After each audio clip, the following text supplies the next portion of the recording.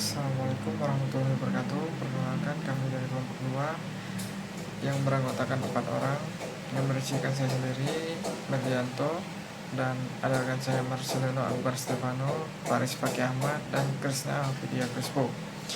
Baiklah, kami di sini akan menjelaskan materi yang berjudul jenis-jenis koperasi dan mekanismenya.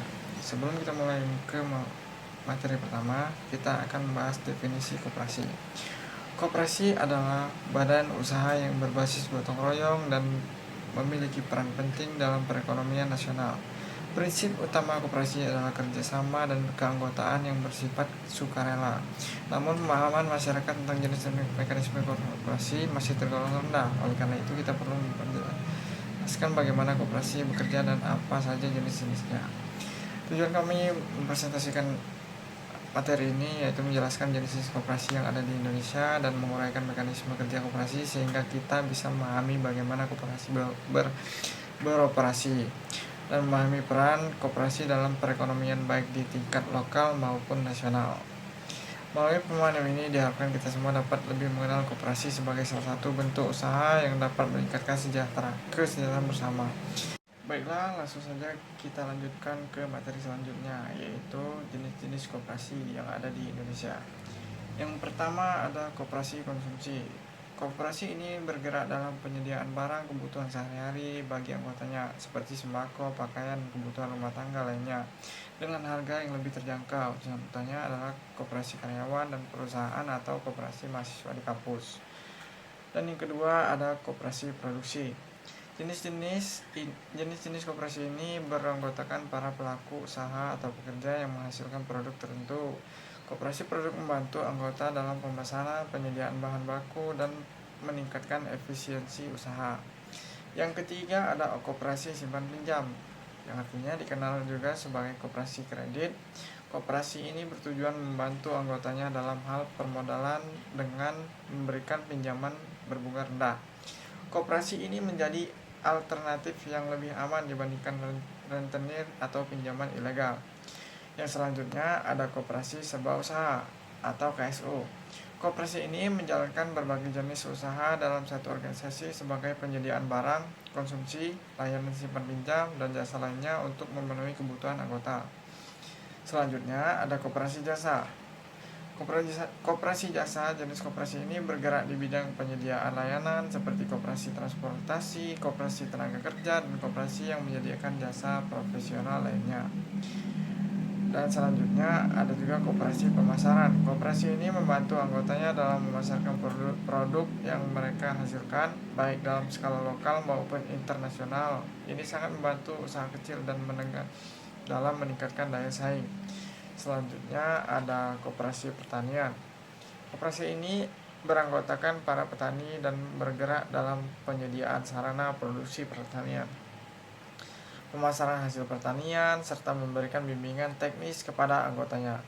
Selanjutnya ada koperasi kredit, yaitu fokus utama koperasi ini adalah memberikan layanan keuangan seperti tabungan dan pinjaman kepada anggota dengan tujuan meningkatkan kesejahteraan ekonomi mereka. Selanjutnya ada koperasi perikanan. Yang dimaksud koperasi perikanan yaitu diperuntukkan bagi nelayan dan pelaku usaha perikanan.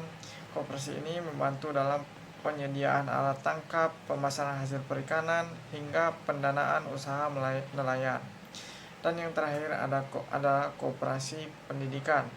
Koperasi ini berfokus pada bidang pendidikan seperti penyediaan buku, alat tulis, dan kebutuhan akademik lainnya bagi siswa, mahasiswa, atau tenaga pendidikan. Oke, baiklah, materi selanjutnya akan dilanjutkan oleh rekan saya. Baik, di sini saya akan melanjutkan presentasi dari teman saya, yaitu tentang tantangan dan solusi. Yang pertama di sini ada problem atau tantangan. Jadi dalam menjalankan sebuah usaha atau organisasi, terdapat beberapa tantangan yang sering dihadapi. Yang pertama di sini ada keterbatasan modal, yang menjadi hambatan utama dalam pengembangan usaha. Lalu yang kedua ada manajemen yang kurang profesional, sehingga operasional tidak berjalan dengan efektif. Yang ketiga di sini ada partisipasi anggota yang rendah. yang menyebabkan kurangnya kontribusi dalam pengambilan keputusan atau operasional. Yang keempat, di sini ada persaingan dengan lembaga keuangan lain, terutama dalam mendapatkan pelanggan dan kepercayaan masyarakat. Yang kelima, di sini ada regulasi yang kompleks yang dapat menyulitkan dalam kepatuhan hukum serta administrasi bisnis. Selanjutnya di sini ada solution atau solusi. Untuk mengatasi tantangan tersebut, ada beberapa solusi yang dapat diterapkan. Yang pertama di sini ada menjalin kerjasama dengan perusahaan besar. Menjalin kerjasama dengan perusahaan besar ini dapat memperoleh dukungan dalam bentuk modal, lalu pengalaman, serta jaringan bisnis yang lebih luas. Lalu yang kedua di sini mendapatkan bantuan modal dari pemerintah dan lembaga keuangan makro seperti pinjaman usaha, subsidi, atau program pendanaan lainnya yang dapat membantu meningkatkan kapasitas finansial. Nah, dengan menerapkan solusi ini diharapkan tantangan yang ada dapat diminimalkan sehingga usaha atau organisasi dapat berkembang lebih baik.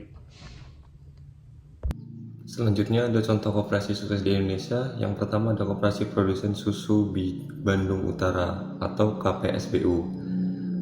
KPSBU ini adalah koperasi yang bergerak di bidang produksi dan pemasaran susu di Jawa Barat. Didirikan pada tahun 1969, koperasi ini telah berhasil meningkatkan kesejahteraan peternak sapi perah di wilayah Bandung Utara. Faktor pendukung kesuksesannya, yang pertama ada manajemen yang profesional. KPSBU ini dikelola dengan sistem manajemen yang modern dan transparan. Dan yang kedua juga ada dukungan dari pemerintah. Koperasi ini mendapatkan bantuan teknis dan finansial dari pemerintah untuk membangun usaha. Yang ketiga itu ada jaringan pemasaran yang kuat. KPSBU ini memiliki jaringan pemasaran yang luas termasuk kerjasama dengan perusahaan besar seperti Nestle. Dan yang terakhir ada partisipasi anggota. Anggota koperasi ini aktif berpartisipasi dalam pengambilan keputusan dan pengelolaan usaha. KPSBU ini juga memiliki prestasi, yaitu mampu mengekspor produk susu ke beberapa negara di Asia Tenggara, dan yang kedua meningkatkan pendapatan peternak sapi perah hingga 30% dalam 5 tahun terakhir. Dan yang kedua ada koperasi Kopdit Kredit Union Pancur Kasih. Koperasi ini berlokasi di Kalimantan Barat, bergerak di bidang simpanan, pinjaman, serta layanan keuangan mikro. Didirikan pada tahun 1981, koperasi ini telah membantu ribuan anggota dari berbagai latar belakang ekonomi. Faktor pendukung kesuksesannya, yang pertama ada sistem keuangan yang terkelola dengan baik. Koperasi ini memiliki sistem keuangan yang transparan dan akuntabel. Yang kedua, pendidikan anggota. Koperasi secara rutin memberikan pelatihan keuangan dan kewirausahaan kepada anggotanya. Yang ketiga itu inovasi layanan. Koperasi ini juga mengembangkan layanan baru seperti pembiayaan mikro untuk usaha kecil.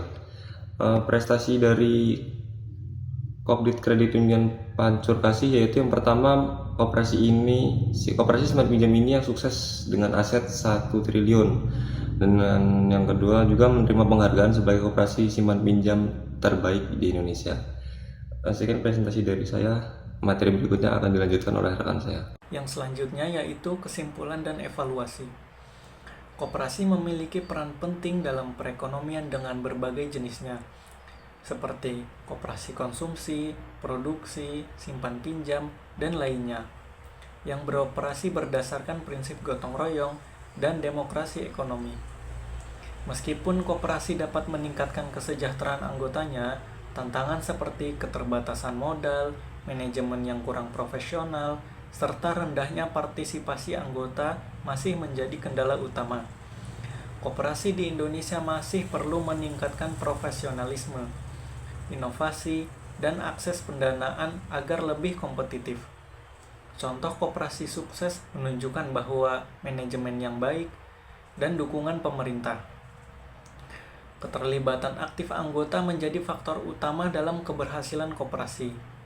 Oleh karena itu, diperlukan peningkatan literasi koperasi, pelatihan manajemen, serta pemanfaatan teknologi agar koperasi dapat berkembang dan memberikan manfaat yang lebih luas bagi masyarakat.